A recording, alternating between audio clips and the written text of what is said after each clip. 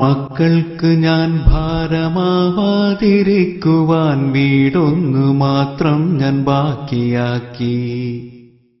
ഈയിടെ ഇവിടെയും യോഗം നടക്കുന്നു, ചർച്ചകൾ പലതും നടന്നിടുന്നു.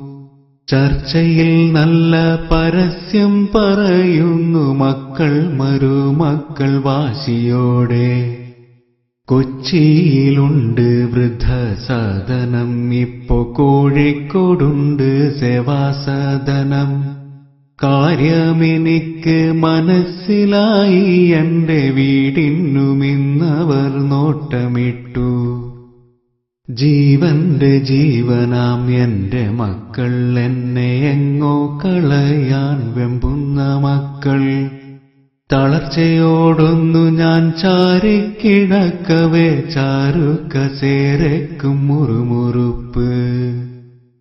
അറിയാതെ ഓർത്തു ഞാൻ പുറകിൽ ഉപേക്ഷിച്ച യൗവന ജീവിത കാലത്തെയും. അവളൊത്തു കഴിയേണ്ടൻ യൗവന ജീവിതം മരുഭൂമിയിൽ ഞാനും നഷ്ടമാക്കി. പരിഭവ ദുഃഖ പരിദേവനങ്ങളും പലതും പറഞ്ഞു കരഞ്ഞവളും. ഇതൊക്കെയും നമ്മുടെ മക്കൾക്കു വേണ്ടിയാണ്, ആശ്വസിപ്പിച്ചു പറഞ്ഞു ഞാനും. എന്നെ സ്നേഹിച്ചവൾ, എല്ലാം സഹിച്ചവൾ, എന്നെ തനിച്ചാക്കി യാത്രയായി. സ്വർഗത്തിൽ നിന്നെന്നെ അവള് വിളിക്കുന്നു, മക്കളിൽ ഇവിടെ ഇങ്ങോട്ടു പോരൂ.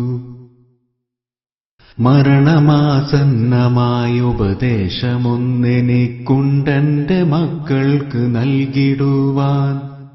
ആയുസ്സും ജീവിതം നഷ്ടമാക്കിയിട്ടാരും സമ്പാദിക്കല്ലേ മക്കൾക്ക് വേണ്ടി. അവരെ പടച്ചവനീശ്വരനാണെങ്കിൽ അവർക്കുള്ളതെങ്ങനെ വന്നു ചേരും. മക്കളെ നോക്കേണ്ടെന്നർത്ഥമില്ല, അതിനായി കളയേണ്ട ജീവിതം എന്ന് സാരം. മാതാപിതാക്കൾക്ക് നന്മ ചെയ്യാത്തോർക്കില്ല സ്വർഗം എന്ന് വേദവാക്യം. മാതാപിതാക്കൾക്ക് നന്മ ചെയ്യാത്തോർക്കില്ല സ്വർഗം എന്ന് വേദവാക്യം.